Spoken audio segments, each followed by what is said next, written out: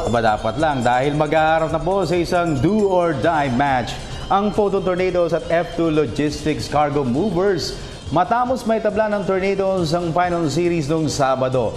Ano nga ba ang bentayan nila kontra sa Ramil de Jesus squad? Narito ang report mula kay Kehei Asuncion. Nagawa ng Photon Tornadoes na i-extend ang 2016 PSL All-Filipino Cup Finals sa isang do-or-die Game 3 match matapos nilang dominahin ang F2 Logistics Cargo Movers noong Sabado. Ipinakita ng Photon ng kanilang championship form sa loob ng 4 na sets, 18-25, 25-17, 25-22 at 25-18. Ayon kay Team Captain Angeli Araneta, pinag-aralan nila kung ano ang naging pagkukulang nila sa Game 1 kung saan isa sa pinagtuunan nila ng pansin ang kanilang first ball.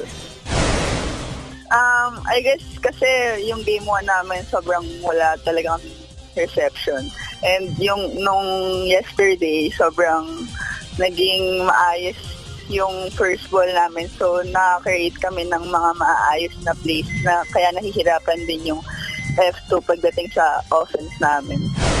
Nanguna sa atake ng Tornado si 6'5" middle blocker Jaja Santiago sa kanyang impresibong 19 points na may 14 kills, 3 blocks at 2 aces, habang nag-ambag naman ng 15 markers si energetic hitter Cherry Ann Rondina. Naidikit pa ng Cargo Movers ang laban sa third set nang maitay sa 22 ang score, pero isang connected ace ang nakuha ni Rhea de Maculangan at isang running attack ang ginawa ni Araneta para tuluyang ibigay sa koponan ang momentum. Ayon kay Araneta, madalas niyang kausapin ng kanyang mga teammates para mas maging maganda ang daloy ng kanilang depensa at opensa. Pagdating naman sa game, halos lahat naman kasi kami we communicate. Pero usually pag sa akin, sinasabi ko lang na when we play, pace namin yung gagamitin. Hindi kung kunwari mabilis yung F2 sa mga plays sila, hindi namin sila sasabayan.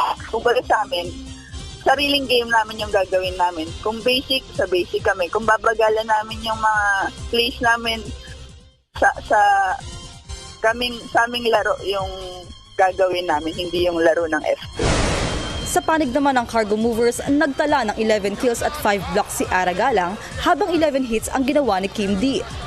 Pero naniniwala naman si Araneta na malaki ang bentahe ng Tornadoes sa pagsabak nila sa rubber match sa Miyerkules.